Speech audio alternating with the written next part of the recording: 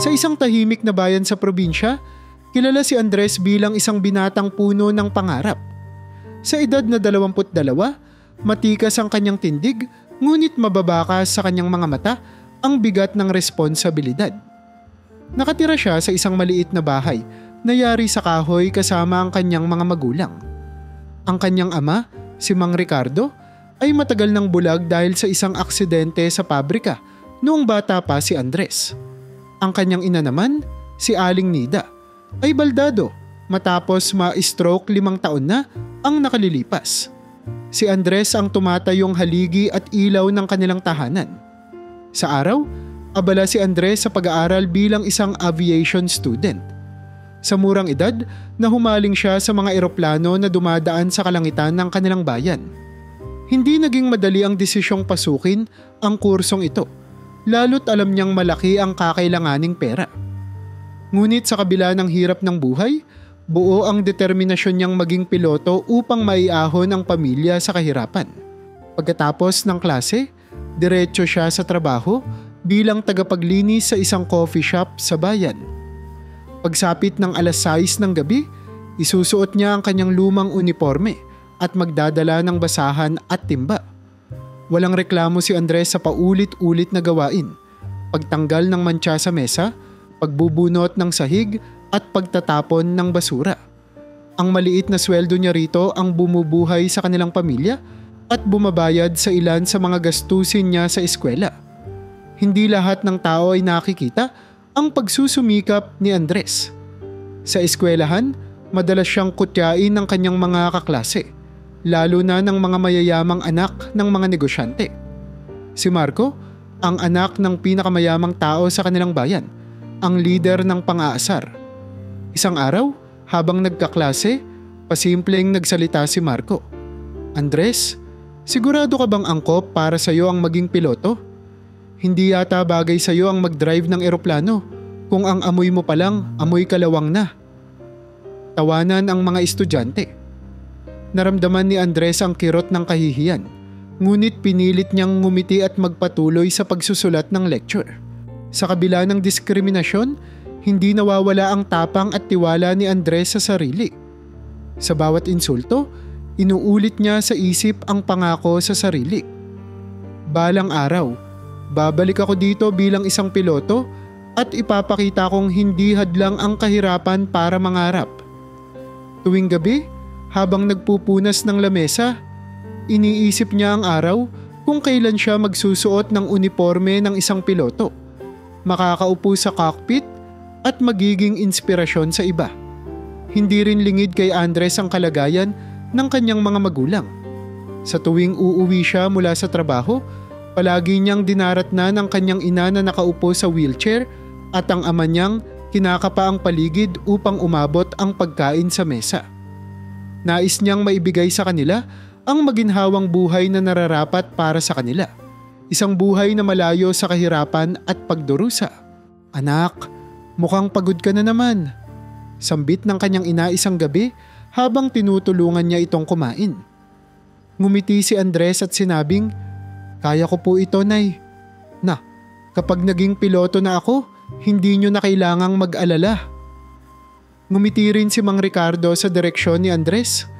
"Bilib ako sa iyo, anak. Kung nakikita ko lang ang lahat ng ginagawa mo, tiyak na mas magiging proud ako."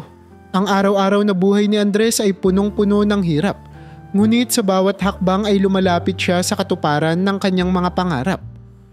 Wala siyang oras para magreklamo o panghinaan ng loob dahil alam niyang bawat patak ng pawis ay may kabayaran sa hinaharap.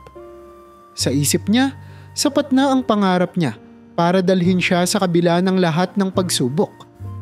Isang gabi, habang abala si Andres sa paglalaba ng uniforme ng kanyang ina, narinig niya ang malakas na tunog ng pagbagsak mula sa sala. Agad siyang tumakbo at natagpuan ang kanyang ina na nakadapa sa sahig. Tumumba ang luma at kalawangin nitong wheelchair. "Andres, pasensya na anak. Mukhang hindi na talaga kaya ng upuang ito." Mahina ngunit puno ng pag-aalalang sabi ni Aling Nida. Nang tingnan ni Andres ang sira, napagtanto niyang hindi na maaayos ang wheelchair. Kinailangan niyang bumili ng bago, ngunit alam niyang mahal ang presyo nito. Nang gabing iyon, kahit pagod na sa trabaho at klase, tahimik siyang umupo sa tabi ng kanyang ina. Iniisip kung saan kukuha ng pondo. Tumibay ang kanyang pasya. Kailangang mas magtrabaho siya para maibili ng bagong wheelchair ang kanyang ina. Kinabukasan, bumalik si Andres sa kanyang trabaho bilang tagapaglinis sa coffee shop. Ngunit hindi naging madali ang araw na iyon. Madalas siyang sinisigawan ng kanyang boss, si Mang Ernie, isang mahigpit na supervisor na walang konsiderasyon sa mga empleyado. Andres, ano ba? Bakit parang ang bagal ng kilos mo? May mga mesa pa roon na marumi. Sigaw nito. Ramdam ni Andres ang pagod mula sa puyat sa pag-aaral kagabi, ngunit hindi siya sumagot. Pinilit niyang magtrabaho ng mas mabilis. Habang naglalampaso ng sahig, naririnig pa rin niya ang tawanan ng mga customer sa coffee shop. Napansin niyang ang ilan sa kanila ay mga kaklase niya. Si Marco, ang anak ng may-ari ng eskwelahan, ay nasa isa sa mga mesa kasama ang mga kaibigan. Nang makita si Andres, ngumisi si Marco at nagbitaw ng mapanirang salita. Grabe naman pare, tingnan mo si Andres. Pangarap yatang maging piloto pero mukhang piloto ng basahan. Tawanan ang sumunod. Hindi na lamang pinansin ni Andres ang mga salita ni Marco. Ngunit sa loob-loob niya, naramdaman niya ang kirot ng diskriminasyon. Sa kabila ng pang-aasar ni Marco, patuloy na nagpunyagi si Andres sa eskwelahan. Isang araw, may exam sa isang mahirap na subject, ang aerodynamics. Handa na siya, ngunit nang maabot niya ang kanyang upuan, napansin niyang wala siyang dalang scientific calculator. Sa pagmamadali kaninang umaga, naiwan niya ito sa mesa ng kanilang bahay. Nagpanik si Andres. Wala na. Tapos na ako. Bulong niya sa sarili. Ngunit nakita ng kanyang profesor, si Ginoo Flores, ang kanyang sitwasyon. Sa halip na tanggalan siya ng pagkakataon, binigyan siya nito ng extra time upang makahiram ng calculator mula sa ibang kaklase. Huwag kang sumuko, Andres. Alam kong kaya mo ito, sabi ng profesor. Sa mga panahong ito, napagtanto ni Andres ang kahalagahan ng maayos na pamamahala ng oras. Paulit-ulit niyang iniisip ang mga aberya sa buhay niya, ang pagkasira ng wheelchair ng kanyang ina, ang puyat na nagiging sanhi ng pagkagalit ng kanyang boss, at ang mga panlalait ni Marco. Habang nakaupo sa kanilang bahay isang gabi, muling sinabihan siya ng kanyang ama, "Anak, hindi mo kailangang pilitin ang lahat ng sabay-sabay. Gawin mo ito ng may tamang hakbang." Napatingin si Andres sa kanyang ama. Sa kabila ng pagiging bulag nito, ramdam niya ang tiwala sa boses nito. Dahil dito, nagdesisyon si Andres na mas pagbutihin ang kanyang oras. Gumawa siya ng schedule na mahigpit niyang susundin. Oras para sa pag-aaral, trabaho at pahinga. Bagamat mahirap, nakita niya ang unti-unting pagbabago sa kanyang mga gawain. Mas naging epektibo siya sa trabaho at mas handa sa eskwela. Habang papalapit ang graduation, mas lalong naging malinaw kay Andres ang kanyang layunin. Ang magtagumpay hindi lamang para sa kanyang sarili, kundi para sa kanyang mga magulang. Sa bawat araw na lumilipas, pinanghahawakan niya ang pangarap niyang maging piloto. Ang pangarap na magdadala ng liwanag sa kanilang tahanan.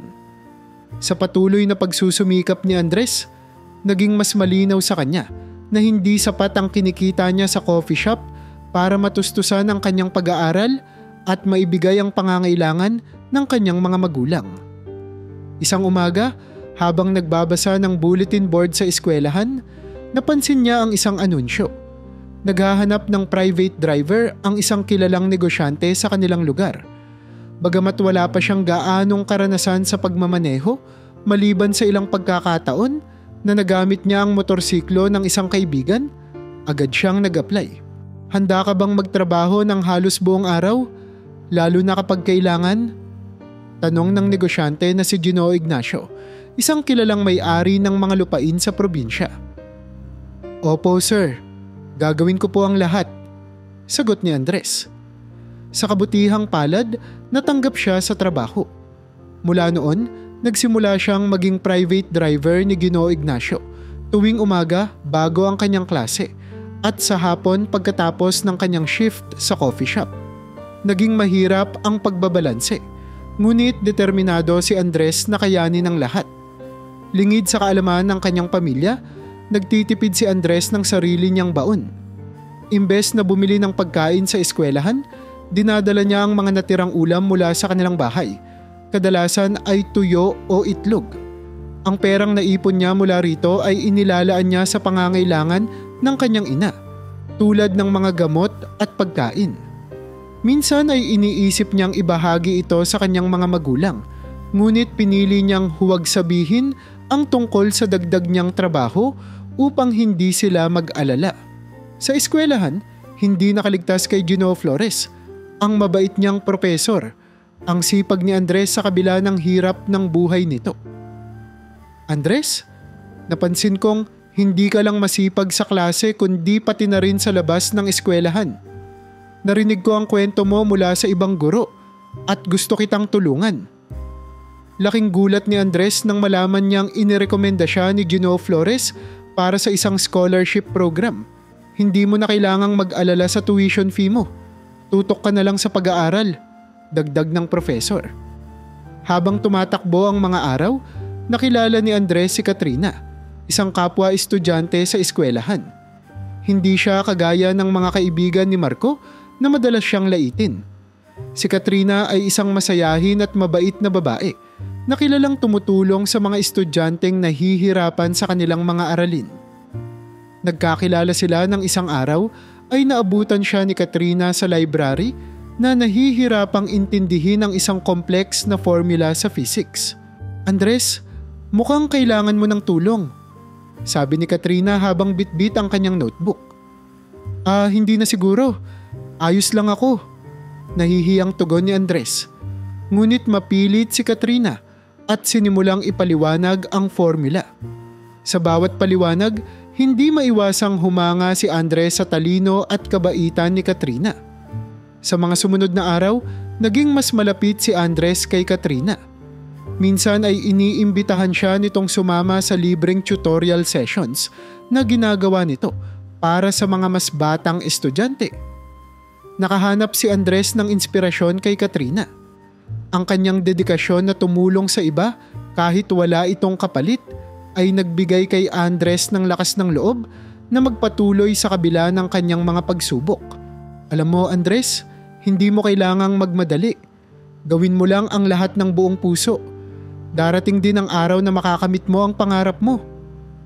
Ani Katrina habang tinutulungan siyang sagutin ang isang takdang aralin.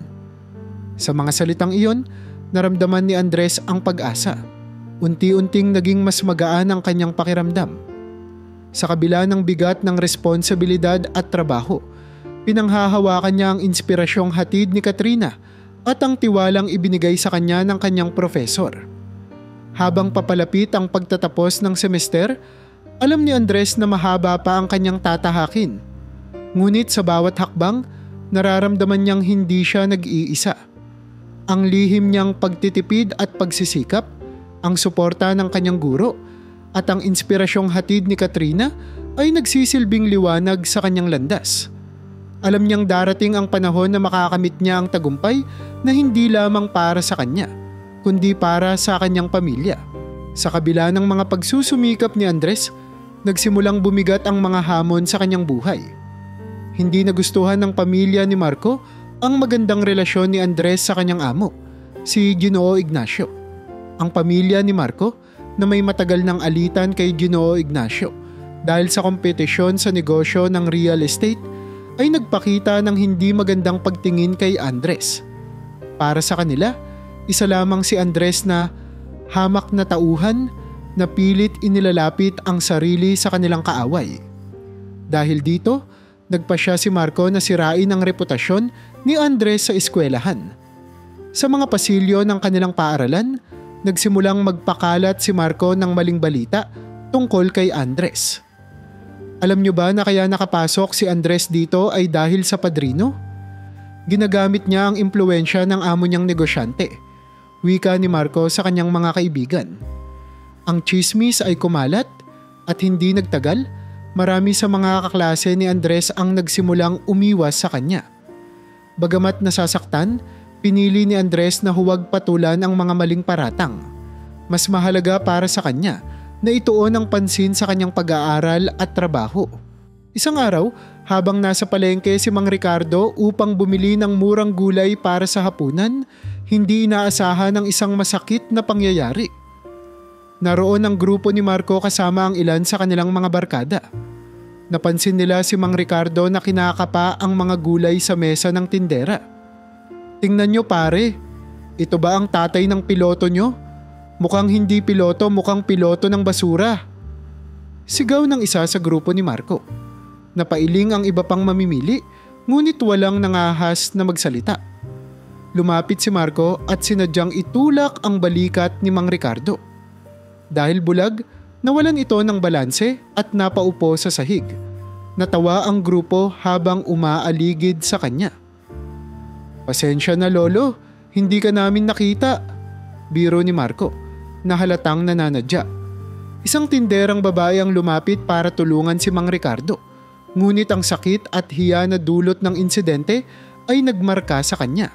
Nalaman ni Andres ang nangyari mula sa isang kapitbahay na nakasaksi.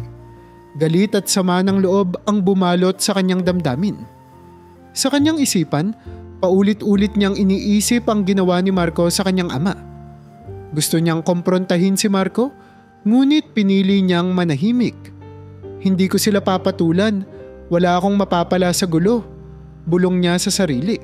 Alam niyang mas mahalagang panatilihin ang respeto at disiplina sa sarili kaysa magpadala sa galit.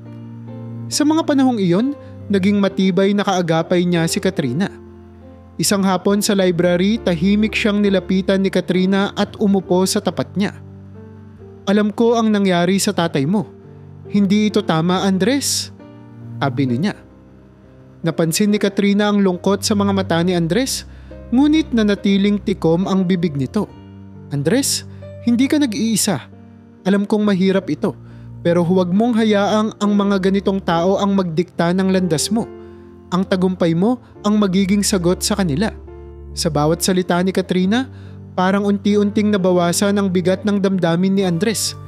Nagpasalamat siya sa suporta ng kaibigan. "Katrina, salamat. Hindi ko man masabi lahat ng nararamdaman ko, pero malaking bagay na nandyan ka para ipaalala sa akin kung bakit ko ito ginagawa," sabi niya. Sa kabila ng sakit, pinili ni Andres na magpatuloy. Ginamit niya ang galit bilang gasolina para pagbutihin pa ang kanyang pag-aaral at trabaho.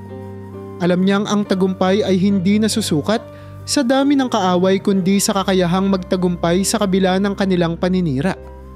Unti-unting nagiging mas matibay ang kanyang loob at sa tulong ni Katrina, muling bumalik ang kanyang determinasyon.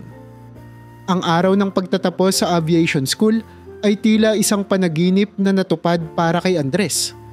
Habang nakatayo siya sa entablado, suot ang kanyang graduation toga, hindi niya mapigilang maluha ng tawagin ang kanyang pangalan bilang top student ng kanilang batch. Ang pagod, puyat, at lahat ng sakripisyo ay tila nagbunga sa araw na iyon. Sa audience, nakita niya ang kanyang mga magulang. Si Mang Ricardo, bagamat bulag, ay nakangiti. At si Aling Nida naman ay maingat na pumapalakpak gamit ang kanyang mahihinang kamay. Kasama nila si Katrina na hindi maitatanggi ang saya para kay Andres. Sa wakas, "Nay, tay, nakapagtapos na rin ako," bulong ni Andres sa kanyang sarili habang iniabot ang diploma. Nagpasalamat siya sa lahat ng tumulong sa kanya, lalo na kay Katrina at kay Gino Flores, na nasa unahan ng audience at proud na proud sa kanyang naging estudyante. Hindi nagtagal matapos ang graduation, natanggap agad si Andres sa isang airline company bilang flight attendant habang hinihintay ang kanyang pagkakataon na maging piloto. Bagamat hindi pa niya naaabot ang pinakarurok ng kanyang pangarap, alam niyang ito ang simula ng mas malaking tagumpay. Ang trabaho niya bilang flight attendant ay nagbigay sa kanya ng sapat na kita upang masimulan ang unti-unting pag-ayos ng kanilang bahay na dati ay yari lamang sa lumang kahoy at yero. Ngayon, napalitan na ng mas matibay na materyales ang bubong at dingding ng kanilang tahanan. Isa sa una niyang binili mula sa kanyang sahod ay ang bagong wheelchair para sa kanyang ina. Pag-uwi niya isang gabi, dala ang isang kahong nakabalot ng magandang ribbon, lumapit siya kay Aling Nida. "Nay, may sorpresa ako para sa inyo," sabi ni Andres. Nang buksan ng kahon, hindi mapigilang maiyak ni Aling Nida. "Anak, salamat. Napakabuti mo," sabi nito habang tinatanggap ang bagong wheelchair. Si Mang Ricardo, bagamat hindi nakikita ang eksena, ay hawak-hawak ang kamay ni Andres. "Proud kami sa iyo, anak. Hindi ko man makita ang tagumpay mo, pero ramdam na ramdam ko." Habang inaayos ni Andres ang kanilang bahay, naging mas malapit pa sa kanya si Katrina. Madalas silang magkasama tuwing day off ni Andres mula sa trabaho. Tumutulong si Katrina sa paggawa ng plano para sa mas maayos na pamamahala sa kanilang budget at pag-abot sa mas malalaking layunin. "Andres, dapat mong i-invest ang kinikita mo hindi lang sa bahay. Dapat mong isipin ang pangmatagalang benepisyo tulad ng pag-iipon para sa negosyo," sabi ni Katrina isang gabi habang tinutulungan siyang gumawa ng plano. Sa bawat payo ni Katrina, mas lumalawak ang pananaw ni Andres. Nagsimula siyang mag-ipon hindi lamang para sa kanyang pamilya kundi pati na rin para sa mas malalaking layunin. Naging mas sistematiko siya sa kanyang mga desisyon at naramdaman niyang mas lumalapit na siya sa kanyang pangarap na maging piloto. Samantala, habang tumataas ang estado ni Andres sa buhay, lalong naging bitter si Marco. Sa kabila ng lahat ng ginawa niya upang siraan si Andres noon, tila mas lalo pa itong umaangat. Isang araw, habang nagkakasalubong sila sa palengke, nilapitan siya ni Marco. "Oh, Andres, balita ko flight attendant ka na. Anong pakiramdam ng nagsisilbi sa mga mayayaman?" May halong panunuya nitong tanong. Sa halip na magalit, ngumiti lamang si Andres. "Masaya, Marco. Masaya kasi alam kong ginagawa ko ito para sa pamilya ko," sagot niya ng buong respeto. Sa isip ni Marco, hindi niya matanggap na ang dating minamaliit na si Andres ay ngayon ay unti-unting nagiging matagumpay. Ngunit sa halip na magpaapekto, pinili ni Andres na huwag nang patulan ang mga paninira ni Marco. Alam niyang mas mahalagang ituon ang oras sa pag-abot ng pangarap kaysa magsayang ng enerhiya sa galit. Habang patuloy na umaangat si Andres, lalong lumalalim ang relasyon nila ni Katrina. Hindi lamang ito naging inspirasyon sa kanya, kundi naging katuwang din sa pagbuo ng mas malalaking plano. Sa bawat hakbang, ramdam ni Andres na mas nalalapit na siya sa buhay na minsan ay pinangarap lang niya. At bagamat marami pa siyang kailangang patunayan, alam niyang nasa tamang landas siya. Makaraan ang ilang taon ng masinsinang pagsasanay at walang humpay na pagsusumikap, tuluyang natupad ni Andres ang isa sa kanyang pinakamalaking pangarap. Siya ay naging isang lisensyadong piloto. Nang ipasa niya ang huling pagsusulit sa aviation school, hindi niya mapigilang magbalik tanaw sa lahat ng hirap na kanyang pinagdaanan. Ang mga gabi ng puyat, pagod mula sa trabaho at mga hamong dala ng kahirapan. Sa kabila ng lahat, napatunayan niya sa sarili na kaya niyang abutin ang mga bituin kahit sa mga panahong tila napakalayo ng mga ito. Sa unang taon niya bilang piloto, masikap na nagtrabaho si Andres upang maipon ang sapat na pera para sa kanyang mga layunin. Isa sa mga unang bagay na ginawa niya ay bumili ng isang maliit na lupa sa kanilang probinsya. Ang lupang ito ay hindi kalayuan sa kanilang bahay at may magandang tanawin ng bundok. Ipinangako niya sa kanyang mga magulang na itatayo niya roon ang isang negosyo na makatutulong sa kanilang pamilya habang siya'y abala sa trabaho.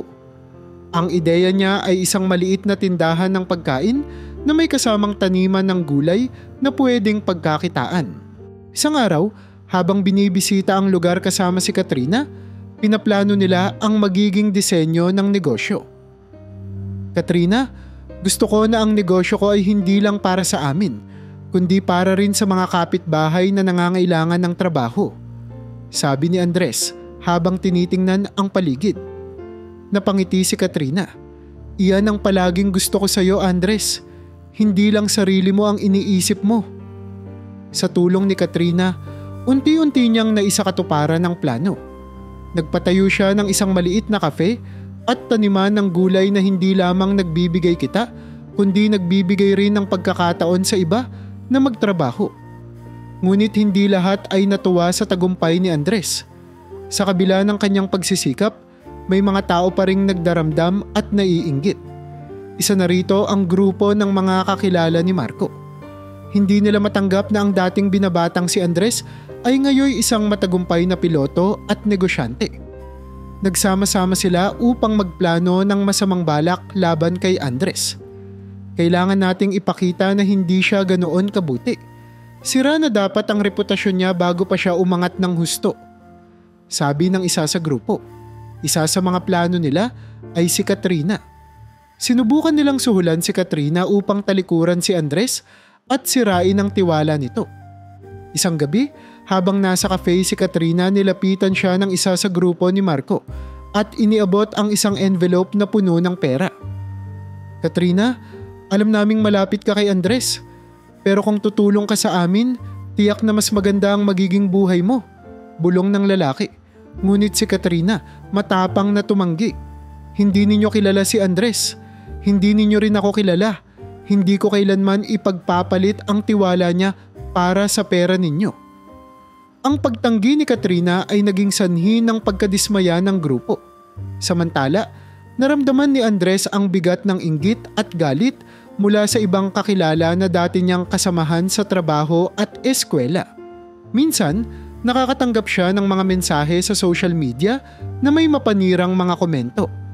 At may pagkakataon ding sinusubukang sirain ang kanyang negosyo sa probinsya sa pamamagitan ng pagkalat ng maling balita. Ngunit sa kabila ng lahat, nanatiling kalmado si Andres. Sa tulong ni Katrina, nakahanap siya ng lakas na harapin ang mga hamon. Alam mo, Andres, ang tagumpay ay may kaakibat na responsibilidad. Hindi lahat ng tao ay matutuwa para sa iyo, pero nasa iyo kung paano mo haharapin ang lahat ng ito. Sabi ni Katrina habang magkasama silang naglalakad pa uwi mula sa cafe. Tumango si Andres. Oo, alam ko. Hindi madali, pero naniniwala akong mas matimbang ang suportang nakukuha ko mula sa mga taong tunay na nagmamalasakit. Sa kabila ng mga pagsubok, patuloy na umaangat si Andres. Hindi niya inalintana ang mga paninira at mas pinili niyang ituon ang kanyang atensyon sa pagtulong sa iba at sa pagpapabuti ng kanyang sarili. Alam niyang darating ang panahon na lahat ng kanyang ginagawa ay magbubunga ng mas malaking tagumpay para sa kanyang pamilya at para sa mga taong naniniwala sa kanya. Maagang dumating si Andres sa isang bus station sa kanilang bayan, kung saan kasalukuyan niyang ipinapatayo ang isa pang branch ng kanilang cafe. Napili niya ang lugar dahil sa dami ng tao rito at nakita niyang magandang pagkakataon ito upang magbigay trabaho sa mga residente. Habang kausap ang mga tauhan na nag-aasikaso ng construction, nakatanggap siya ng tawag mula sa kanilang kapitbahay. Andres, ang tatay mo. Pumunta siya sa bus station para bumili ng gamot sa bayan, pero may nangyaring hindi maganda, sabi ng nasa kabilang linya. Agad na tumakbo si Andres papunta sa waiting area ng terminal. Sa paglapit niya, narinig niya ang tawanan ng ilang tauhan ng istasyon na tila may pinagtatawanan. Doon niya nakita ang kanyang ama, si Mang Ricardo, nakaupo sa bangketa, mukhang pagod at nalilito. Ang kanyang marungis na suot ay mas lalong nagmukhang gusgusin dahil sa alikabok sa paligid. Ang mas masakit, narinig niya ang masasakit na salitang binibitawan ng mga tauhan ng terminal. Ang baho naman nitong matandang to. Akala mo kung sino eh, sabi ng isa habang tinutulak ang bag ni Mang Ricardo papalayo. Isa pang tauhan ang sumingit, "Hoy lolo, dito ka na lang sa gilid. Ayaw naming madumihan ang upuan dito." Tawanan ng kasunod at wala ni isang naglakas loob na tumulong sa matanda. Nang tanungin ni Mang Ricardo kung kailan darating ang bus na sinakyan niya palagi noong kabataan niya, sinagot siya ng isa pang tauhan. Hindi ka naman pwedeng sumakay.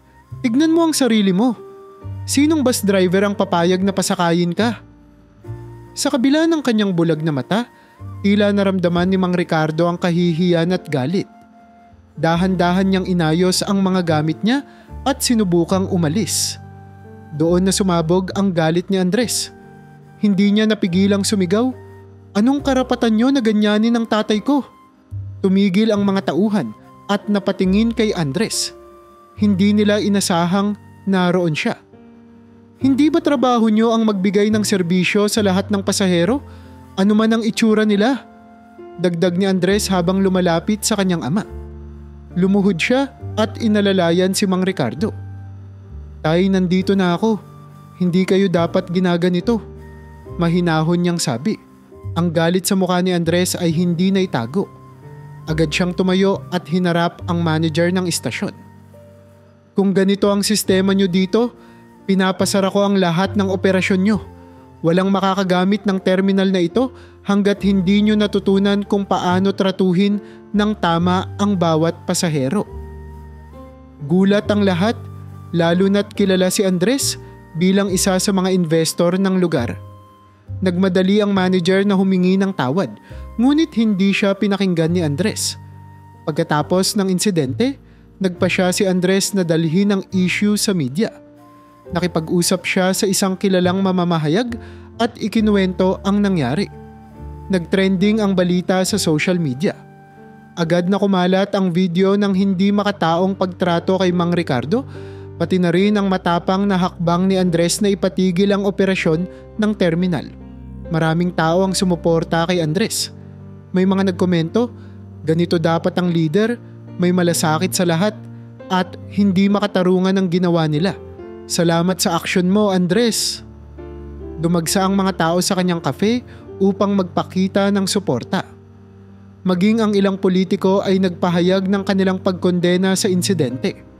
Dahil sa pangyayaring ito, nagkaroon ng mas malawak na diskusyon tungkol sa diskriminasyon at tamang pagtrato sa mga pasahero, lalo na sa mga matatanda at may kapansanan. Pinangunahan ni Andres ang kampanya para sa patas na pagtrato sa lahat at ipinangako niyang gagawin ang lahat upang maiwasan ang ganitong insidente sa hinaharap. Sa kabila ng lahat ng sakit na dinanas nila, nagsilbing aral ito sa marami. Ang pangyayaring ito ang nagbukas ng mata ng marami sa tunay na halaga ng malasakit at pagkakapantay-pantay. Matapos ang mainit na balita tungkol sa insidente sa bus station, agarang aksyon ang isinagawa ng pamunuan ng terminal. Ang manager, pati na ang mga tauhan na direktang sangkot sa diskriminasyon laban kay Mang Ricardo, ay agad na sinuspinde. Ang desisyon ay resulta ng matinding pressure mula sa publiko, lalo na't naging viral ang kwento ni Andres. Isang video ng kanyang galit na talumpati habang kinukundina ang masamang pagtrato sa kanyang ama ang umani ng milyon-milyong views online at bumuhos ang suporta mula sa netizens. Narito ako hindi lang para sa aking tatay, kundi para sa lahat ng taong napagkaitan ng karapatang tratuhin ng tama, sabi ni Andres sa isang panayam. Lahat tayo ay may dignidad at nararapat lang na ito'y igalang. Bilang tugon, nagsagawa ang kumpanya ng isang panibagong programa sa training para sa lahat ng tauhan nito. Nilalayon ng training na ituro ang tamang pakikitungo sa mga pasahero, anuman ang kanilang kalagayan sa buhay. Sa unang araw ng seminar, mismong si Andres ang inimbitahan bilang tagapagsalita. Sa harap ng maraming tauhan ng terminal, ipinaliwanag niya ang halaga ng respeto at malasakit sa kapwa. Ang mga pasahero ay hindi lamang numero sa istasyon. Sila ay mga taong may kwento, may mga pamilya at may dignidad, sabi niya habang pinapakita ang larawan ng kanyang ama. Habang nagpapatuloy ang pagsasanay, unti-unting lumitaw ang iba't ibang kwento mula sa mga pasahero na dati ring nakaranas ng diskriminasyon sa parehong istasyon. May isang senior citizen na inakusahan ng pandaraya sa pamasahe dahil sa kakulangan sa barya. Isang PWD naman ang sinabihang hindi siya pwedeng sumakay ng bus dahil masyado siyang mabagal. Ang mga testimonya ay umantig sa damdamin ng publiko at nagpatunay na ang problema ay hindi lamang nakatuon sa isang insidente, kundi bahagi ng mas malalim na issue sa sistema ng serbisyo. Habang lumalaganap ang kwento ni Andres, lalong dumami ang humanga sa kanyang pagmamalasakit. Sa mga komentaryo sa social media, binansagan siyang bayani ng dignidad. Ang kanyang mga aksyon ay nagbigay inspirasyon sa maraming tao na tumayo para sa kanilang mga karapatan. Kung hindi ako kumilos para sa tatay ko, ilan pa kaya ang magdudusa sa ganitong sistema? Madalas niyang itanong sa kanyang sarili sa tuwing may bagong balita tungkol sa mga pagbabago sa terminal. Sa kabila ng positibong pagbabago, naharap pa rin si Andres sa isa pang hamon, ang grupo ni Marco. Matapos silang maging sentro ng batikos dahil sa kanilang pananahimik sa issue, napilitan silang magpakumbaba. Isang araw, nagtungo ang ilan sa kanila sa bahay ni na Andres upang personal na humingi ng tawad kay Mang Ricardo. Pasensya na po, Mang Ricardo, sa mga nagawa namin. Hindi po namin naisip ang sakit na nadulot namin sa inyo. Ani ng isa sa kanila habang nakayuko. Bagamat mahirap, tinanggap ni Mang Ricardo ang paghingi nila ng tawad. Ang mahalaga, natutunan nyo ang leksyon. Sana wala nang iba pang tatay na makaranas ng ginawa nyo sa akin. Sagot niya. Si Andres naman, bagamat hindi pa handang lubos na magpatawad, ay nagpasalamat sa kanilang pagsisisi. Alam niyang mas mainam na ang ganitong hakbang kaysa patuloy na magkimkim ng galit. Ang insidente sa bus station ay nagsilbing malaking aral hindi lamang sa mga tauhan ng terminal, kundi pati na rin sa komunidad. Unti-unting bumalik ang tiwala ng mga tao sa sistema at naging halimbawa ang kwento ni Andres ng kung paano maaaring gamitin ang tagumpay upang makapagbigay ng positibong pagbabago. Sa bawat hakbang, ipinakita niya na ang tagumpay ay hindi lamang sukatan ng yaman, kundi ng kakayahang maglingkod at tumulong sa iba. Matapos ang insidente sa bus station, nahanap ni Andres ang bagong layunin sa kanyang tagumpay. Ang gawing inspirasyon ang kanyang negosyo sa transportasyon upang itaguyod ang magandang serbisyo at patas na trato sa lahat. Hindi lamang niya pinahinto ang operasyon ng istasyon upang bigyang diin ang pagbabago, kundi nagpasya siyang palawakin ang kanyang negosyo sa transportasyon upang maging modelo ng maayos na sistema. Bumuo siya ng plano para sa isang transport network na magpapakita ng tamang pakikitungo sa mga pasahero, anuman ang kanilang estado sa buhay. Nagsimula si Andres sa pagbili ng mga bagong bus para sa ruta sa probinsya. Ang bawat sasakyan ay moderno, malinis, at may espasyong laan para sa mga senior citizen at PWD. Naglagay siya ng mga karatulang may nakasulat na lahat ay pantay sa serbisyong ito. Upang masigurong maayos ang operasyon, isinama niya sa training ang mga prinsipyo ng respeto at malasakit na itinuro niya sa mga tauhan ng bus station. Habang abala si Andres sa pagpapalawak ng negosyo, unti-unti ring bumangon ang kanyang pamilya mula sa kahirapan. Ang kanilang dating maliit na bahay na yari sa kahoy ay naging isang maayos na tahanan na gawa sa semento. Ang kanyang mga magulang, sina Mang Ricardo at Aling Nida, ay naging mas komportable sa kanilang bagong buhay. Si Mang Ricardo, na dati sanay sa simpleng pamumuhay, ay natutong magtimpla ng kape gamit ang bagong kuryenteng takure na bigay ni Andres. Samantala, si Aling Nida, sa tulong ng bagong wheelchair na mas magaan at madaling igalaw, ay nagiging mas aktibo sa kanilang bahay. Anak, hindi ko lubos maisip na darating ang panahon na ganito na ang buhay natin. Sambit ni Mang Ricardo habang nakaupo sa kanilang bagong sala. Dati, iniisip ko lang kung paano tayo mabubuhay kinabukasan. Ngayon, wala na akong iniintindi. Bukod sa kanyang mga magulang, binigyang pansin din ni Andres ang edukasyon ng kanyang bunsong kapatid na babae, si Sara, na 16 na taong gulang. Naputol ang pag-aaral ni Sara noon dahil sa kakulangan ng pera, ngunit ngayon ay nabigyan siya ng pagkakataong makapag-aral sa isang prestihiyosong paaralan sa bayan. Kuya, Ang ganda ng bagong school ko. May library, computer lab, at maraming books na pwedeng hiramin. Masayang kwento ni Sarah kay Andres isang gabi. Ang saya sa mukha ni Sarah ay nagsilbing inspirasyon kay Andres upang magpatuloy sa pagsusumikap. Si Katrina, na mula pa noong umpisa ay laging nasa tabi ni Andres, ay naging opisyal na katuwang niya sa negosyo. Siya ang naging tagapamahala ng operasyon. Sinisiguradong maayos ang bawat aspeto ng negosyo mula sa serbisyo hanggang sa kaligtasan ng mga pasahero.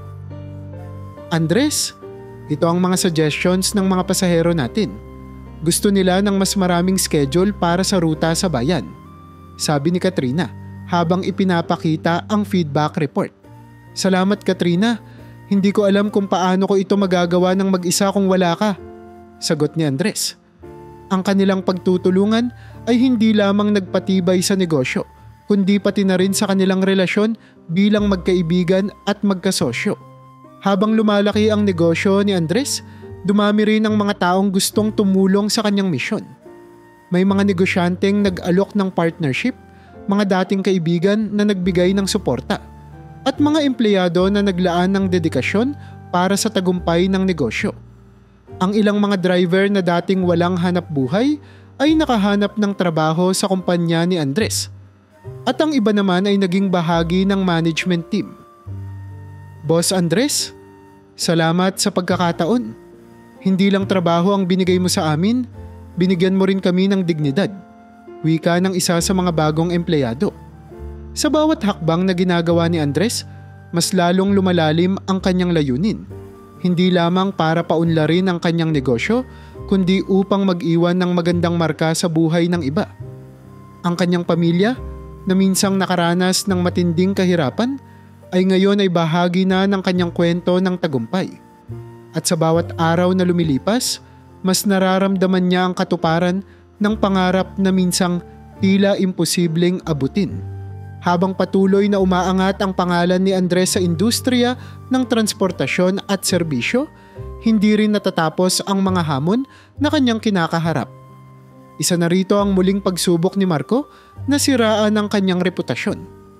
Sa kabila ng kahihiyang natamo ni Marco mula sa nakaraang insidente, hindi nito kayang tanggapin ang tagumpay ni Andres. Sa tulong ng ilang kakilala, sinubukan niyang magpakalat ng balita na ang mga bagong sasakyan ng kumpanya ni Andres ay hindi ligtas, na gumagamit di umano ng substandard na materyales. Gayunpaman, hindi na umubra ang taktika ni Marco. Sa dami ng tumatangkilik sa negosyo ni Andres, wala nang naniwala sa mga paninira. Maging ang media ay hindi pinansin ang maling impormasyon na pilit na ikinakalat ni Marco.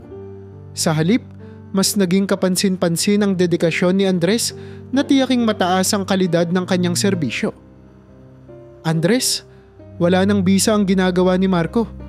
Alam ng mga tao kung sino ang dapat nilang pagkatiwalaan, sabi ni Katrina habang tinitingnan ang mga positibong komento mula sa kanilang mga customer.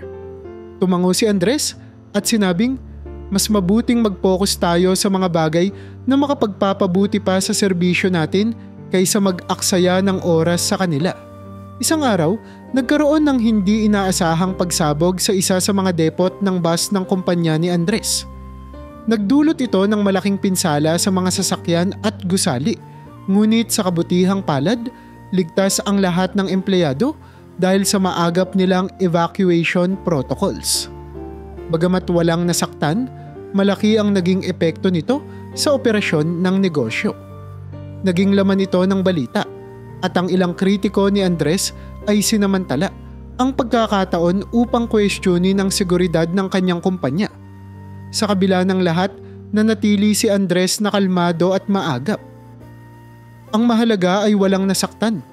Ang ari-arian ay pwedeng palitan, pero ang buhay ng mga tao ay hindi, sabi niya sa isang press conference. Nangako siya na paiigtingin pa ang seguridad at inspeksyon sa lahat ng kanyang pasilidad upang masigurong hindi na mauulit ang ganitong insidente. Ang kanyang mabilis at tapat na tugon ay mas lalong nagpatibay sa tiwala ng publiko sa kanya. Sa gitna ng lahat ng ito, Halos mawalan ng malay si Andres nang marinig niyang muntik nang masangkot si Katrina sa isang aksidente. Pauwi si Katrina mula sa isa nilang depo nang biglang mawalan ng kontrol ang minamaneho niyang sasakyan dahil sa isang faulty brake system. Sa kabutihang palad, malapit lamang si Andres sa lugar at agad siyang tumulong. Ginamit niya ang kanyang kaalaman sa mechanics upang pansamantalang ayusin ang sasakyan at ligtas na naihatid si Katrina sa ospital para sa karagdagang pagsusuri. Salamat Andres. Kung hindi dahil sa'yo, hindi ko alam kung ano ang mangyayari, sabi ni Katrina habang pinipigil ang luha. Ang mga pagsubok na ito ay nagbukas ng panibagong layunin kay Andres. Naisip niyang magbigay ng scholarship program para sa mga nangangarap maging piloto ngunit walang kakayahan sa buhay, tulad niya noong siya'y nagsisimula pa lamang. Ayoko nang may makaranas ng hirap na pinagdaanan ko noon kung may magagawa ako para tumulong, ani Andres sa isang meeting kasama ang kanyang mga tauhan.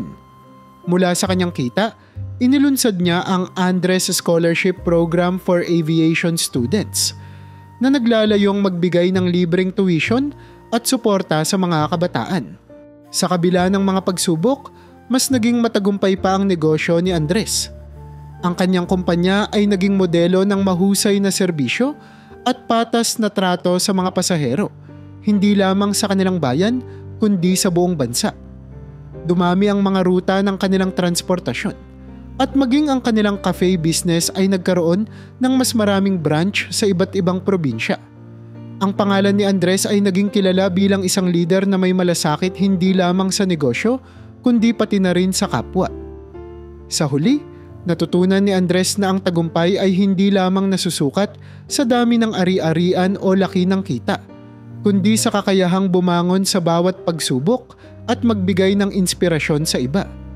Ang kanyang paglalakbay ay hindi natapos sa pagtupad ng kanyang mga pangarap, kundi nagsilbing simula ng mas malawak na layunin, ang pag-angat ng mas maraming tao sa pamamagitan ng kanyang tagumpay. Sa paglipas ng panahon, ang kwento ni Andres ay umabot na hindi lamang sa kanyang bayan kundi sa buong bansa. Ang kanyang determinasyon at tagumpay ay naging inspirasyon sa marami, lalo na sa mga kabataang nangangarap pero natatakot humakbang dahil sa kahirapan. Marami ang sumusulat sa kanya. Sinasabi kung paano nila nakita ang kanilang sarili sa kanyang kwento. Isang ordinaryong tao na may malaking pangarap at walang takot na harapin ang hirap para ito ay matupad. Si Andres ay madalas maimbitahan sa mga seminar at forum upang magbahagi ng kanyang karanasan. Sa bawat talumpati, lagi niyang inuulit ang mga salitang, "Ang kahirapan ay hindi hadlang sa tagumpay. Ito'y hamon lamang na kailangang lampasan." Hindi lang mga estudyante ang kanyang nahikayat, maging ang mga lider ng iba't ibang industriya ay naging tagahanga ng kanyang kwento at prinsipyo. Isang araw, habang abala si Andres sa opisina ng kanilang kumpanya, isang liham ang natanggap niya mula kay Marco. Naglalaman ito ng paghingi ng tawad para sa lahat ng ginawa nitong masama noong kabataan nila. Sinabi ni Marco na naiinggit siya noon kay Andres dahil kahit mahirap ang buhay nito, nagawa pa rin niyang abutin ang kanyang mga pangarap. "Andres, alam kong marami akong nagawang mali. Hindi ko na mababago ang nakaraan, pero sana'y mapatawad mo ako," wika sa liham. Bagamat hindi naging madali para kay Andres na patawarin si Marco, naisip niyang mas makakabuti ito upang makapagpatuloy silang pareho. Nagpasya siyang makipagkita kay Marco sa isang cafe. "Marco, lahat ng tao ay may pagkakataong magbago.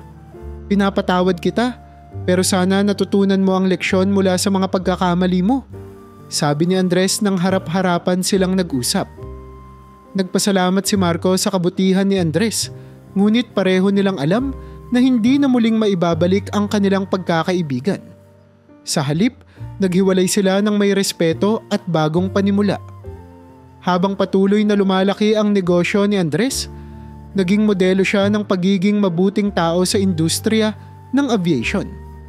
Hindi lamang sa Pilipinas kilala ang kanyang pangalan.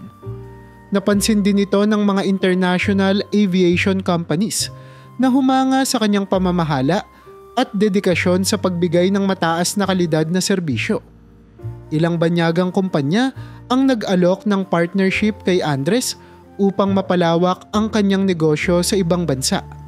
Matapos ang masusing pag-aaral, pumasok si Andres sa kasunduan sa isang kilalang airline sa Singapore upang magtayo ng joint venture na magpapalakas sa kanilang regional routes. Ang tagumpay sa negosyo ay nagdala rin ng mas personal na kaligayahan kay Andres. Sa kabila ng abala sa trabaho, hindi nawala ang pagmamahalan nila ni Katrina. Sa bawat hamon na hinarap nila, napatunayan nila ang halaga ng suporta at pagtitiwala sa isa't isa. Hindi nakaligtas sa kanila ang tanong ng mga kaibigan at pamilya, kailan kayo magpapakasal? Sa wakas, dumating ang araw na sinagot nila ang tanong na ito. Nagdaos si Andres at Katrina ng isang simpleng seremonya sa gitna ng taniman ng bulaklak sa probinsya. Ang mga pinakamalapit na kaibigan at pamilya lamang ang nandoon. Si Mang Ricardo, nakaupo sa harapan, ay tahimik na umiiyak habang naririnig ang kanilang mga panata. Hindi ko man makita ang paligid, nararamdaman kong napaka-espesyal ng araw na ito, sabi niya. Si Sarah, ang bunsong kapatid ni Andres, ay siyang tumayong tagabitbit ng mga bulaklak. Simula pa lang, ikaw na ang lakas ko, sabi ni Andres kay Katrina habang isinusukbit ang singsing sa daliri nito. At ikaw ang dahilan kung bakit naniniwala akong kaya kong lampasan ang lahat, tugon ni Katrina. Sa ilalim ng maliwanag na araw, nagpalitan sila ng mga ngiti at panata na magpapatibay sa kanilang relasyon habang buhay.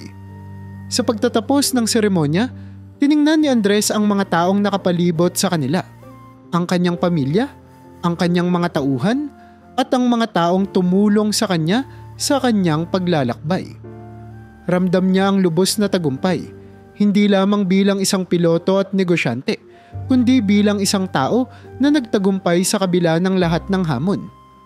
Alam niyang marami pa siyang magagawa, ngunit sa sandaling iyon, sapat na ang kasiyahang hatid ng pamilya, kaibigan, at pagmamahal. Ang kwento ni Andres ay nagdulot ng makabuluhang pagbabago sa buhay ng maraming tao, hindi lamang sa kanyang pamilya, kundi pati na rin sa komunidad na kanyang kinalakhan. Isa sa mga halatang epekto ng kanyang tagumpay ay ang positibong pagbabago sa mga manggagawa sa istasyon na dating nagmaltrato sa kanyang ama, si Mang Ricardo. Matapos ang suspensyon at ang pagsasanay na isinagawa sa kanila, ang mga tauhan ng bus station ay nagbago ng kanilang pananaw sa serbisyo. Unti-unti silang natutong magpakita ng malasakit sa bawat pasahero, anuman ang kanilang kalagayan sa buhay. Isang araw, habang binibisita ni Andres ang istasyon upang tingnan ang progreso ng mga reforma, nilapitan siya ng isang dating tauhan na si Mang Nestor. Sir Andres, gusto ko lang pong magpasalamat. Kung hindi dahil sa insidenteng iyon, hindi ko maiisip na ang simpleng asal namin ay malaki ang epekto sa ibang tao, sabi nito habang mahigpit na nakahawak sa kamay ni Andres. Ngayon si Mang Nestor ay isa ng supervisor sa istasyon at tumutulong sa pagsasanay ng mga bagong tauhan. Si Marco, ang dating kaaway ni Andres, ay hindi rin nakaligtas sa pagbabagong dulot ng mga pangyayari. Matapos humingi ng tawad kay Andres at mapahiya sa harap ng kanyang mga tauhan, napag-isipan niyang ayusin ang kanyang buhay. Sumubok siyang magtayo ng sariling negosyo, isang maliit na tindahan ng electronics. Sa kabila ng mga balakid, natutunan ni Marco ang kahalagahan ng pagsusumikap at pagpapakumbaba. Hindi ko na muling gagamitin ang kapangyarihan o impluensya para manakit ng iba. Gusto kong magsimula ng tama, sabi niya sa isang kakilala.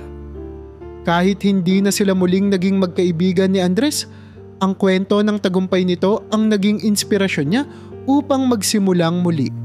Samantala, patuloy na pinalawak ni Andres ang kanyang negosyo, ngunit higit pa sa negosyo ang kanyang layunin. Nagpasya siyang magbigay ng trabaho sa mga mahihirap na nangangailangan. Naglunsad siya ng kampanya upang mabigyan ng pagkakataon ang mga hindi nakapagtapos ng kolehiyo o mga taong nawalan ng hanapbuhay dahil sa iba't ibang dahilan. Ang bawat tao ay may karapatang magkaroon ng pagkakataong magtagumpay. Wika niya sa pagbubukas ng bagong training center na nag-aalok ng libreng pagsasanay para sa mga nais maging bahagi ng kanyang kumpanya. Bukod dito, naglaan din si Andres ng pondo upang mag-donate ng mga kagamitan para sa mga PWD sa kanilang komunidad.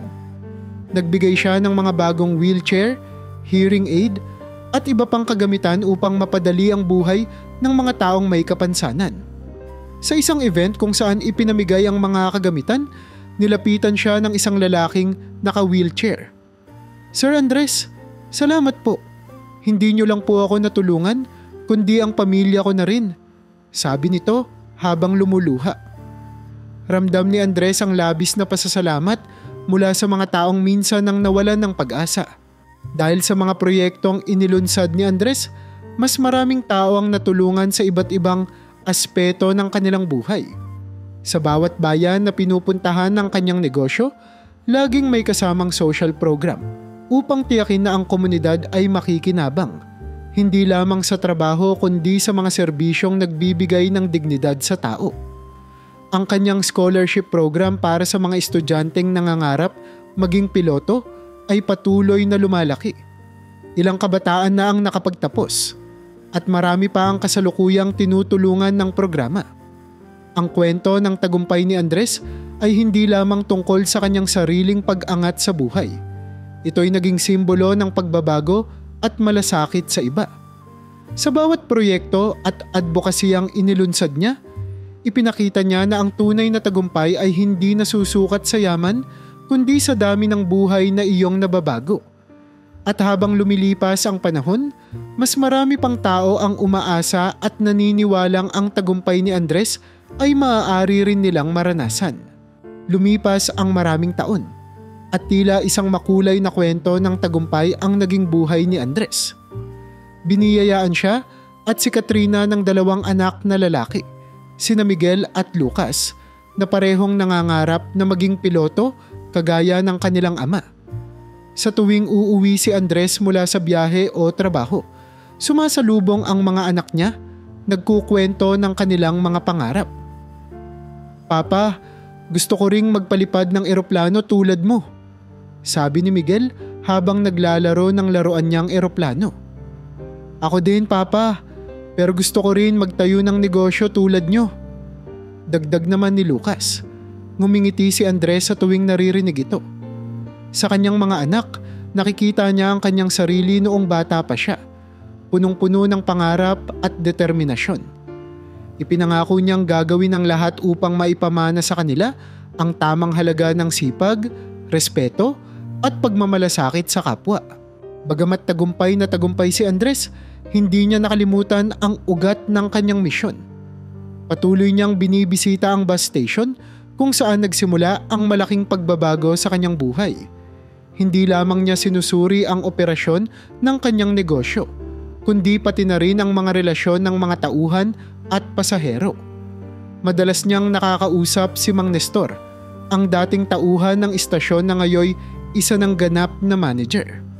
"Boss Andres, marami pa rin ang natututo mula sa kwento niyo. Salamat sa pagbibigay ng pagkakataon sa amin," wika nito. Sa bawat pagbisita, sinisigurado ni Andres na hindi nawawala ang diwa ng malasakit at patas na pagtrato sa lahat ng dumarating. Ang kanyang mga magulang, sina Mang Ricardo at Aling Nida, ay nabubuhay ngayon ng masaya at payapa. Si Mang Ricardo, na dati natatakot sa dilim ng hinaharap, ngayon ay madalas makita na nakaupo sa beranda ng kanilang bahay, nakikinig sa kwento ng kanyang mga apo. Si Aling Nida, bagamat nasa wheelchair pa rin, ay aktibong nakikibahagi sa mga simpleng proyekto sa kanilang komunidad. "Anak, parang kailan lang, hindi ko alam kung paano tayo mabubuhay. Ngayon, ang saya-saya ko na makita ang pamilya mo at kung gaano kalayo ang narating mo," sabi ni Aling Nida isang gabi habang magkakasamang kumakain ng pamilya. Si Katrina naman ay hindi tumigil sa pagtulong sa iba. Sa tulong ni Andres at ng kanilang negosyo, nagtayo siya ng isang foundation para sa mga kabataang nangangailangan. Ang Katrina Foundation for Youth Empowerment ay naglalayong bigyan ng edukasyon, training at oportunidad ang mga kabataang walang kakayahang makapag-aral. Andres, ito ang paraan ko ng pagbibigay pabalik. Gusto kong ang tagumpay natin ay maging inspirasyon sa iba. Sabi niya habang pinapakita ang plano ng bagong gusaling itatayo para sa foundation.